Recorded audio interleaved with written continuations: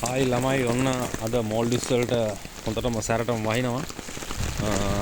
ලංකාවට තරම් නම් මෙහෙට වැස්ස සැර නැහැ. උනාට මෙහි වහින වැස්ස ටක් ගන්නකොට අඩු වෙලා යනවා. වෙලි පොළොව තියෙන නිසා වතුරට ගිහිඳිලා යනවා. හොඳටම වහිනවා. වැස්සට ගෙස්ලට එළියට එන්න විදිහක් නැහැ. ගෙස්ලට එන්ජොයි කරන්න විදිහක් නැහැ. ඉතින් ගෙස්ලා කූම් වලට එලා ඉන්නවා. ඉතින් බීච් එකේ නාන්න බෑ. වැස්ස නිසා ඒගොල්ලෝ වැස්සට කැමති නැහැ වැඩිය. ඉතින් ඔන්න ඔහමයි මොල්ඩිස් වල තත්ත්වය. ඉතින් වහින්න ගත්තම් පැය ගණන් වහිනවා. මුහුද නම් දැන් ටිකක් වතුර අඩු වෙලා. මෙහි උදේට අඩු වෙනවා, හවසට අඩු වෙනවා ටයිම් එකකට. මුහුද වතුර අඩු වෙනවා. ආයෙ වැඩි වෙනවා.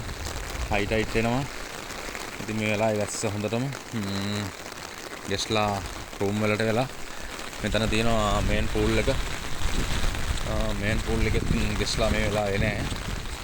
වැස්සේ සාමාන්‍යයෙන් පූල් එකට බහින්නේ නැහැ ඒගොල්ලෝ. වැස්ස නැති වෙලාවට නම් පූල් එකේ තමයි ඉන්නේ ගොඩක් ගෙස්ලා. මොල්ඩිස් වලට වැස්සට කියන්නේ ගෙස්ලාට එළියට බහින්න විදිහක් නැහැ. ඒගොල්ලොන්ට එන්ජොයි කරන්න විදිහක් නැහැ.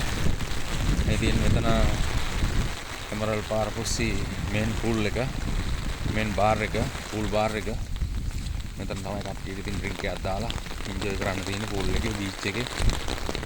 බීච් එකේ මේ වෙලාවේ ගෙස්ලා කවුරුත් නැහැ. පූල් එකෙත් කවුරුත් නැහැ මේ වෙලාවේ.